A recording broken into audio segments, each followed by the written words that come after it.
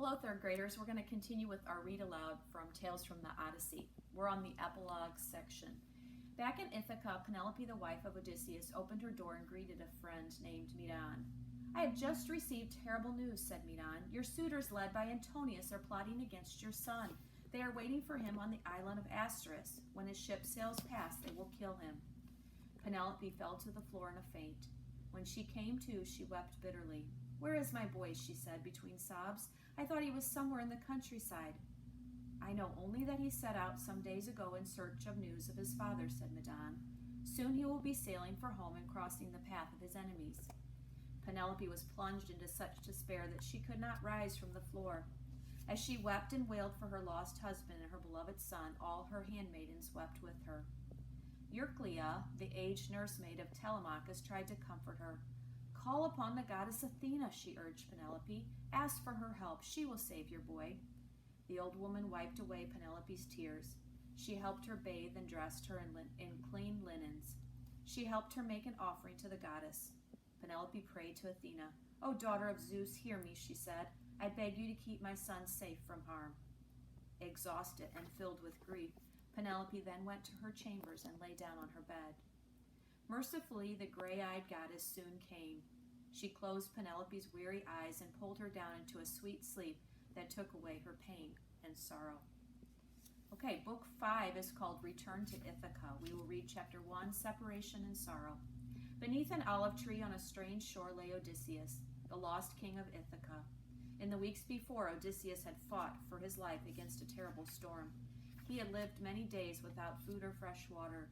He had narrowly escaped death with the aid of a sea goddess, and now, covered by a blanket of leaves, he was drifting into a deep and exhausted sleep.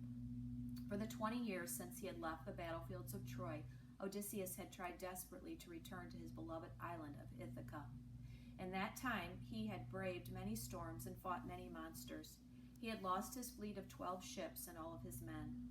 Odysseus ached always to return to his home and be reunited with his wife, Penelope, and their son, Telemachus.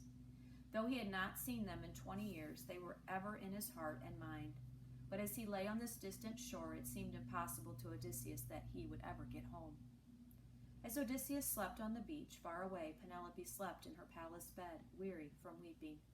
For many years, wicked men had invaded her husband's estate, demanding that she take one of them for a husband. Penelope had steadfastly refused, and now her suitors were plotting to kill her son as he returned home from searching for his father. Upon hearing this news, Penelope had collapsed. She could barely bear her husband's absence.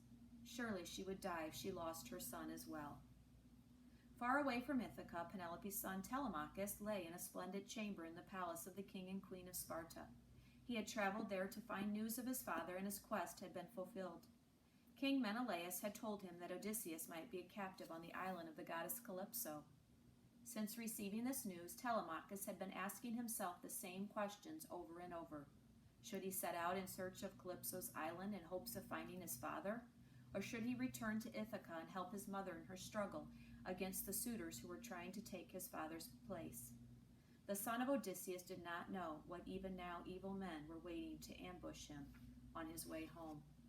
High on Mount Olympus, the gray-eyed goddess Athena looked down on Odysseus, Penelope, and Telemachus. Something must be done to save Odysseus and his wife and son, she thought, and quickly.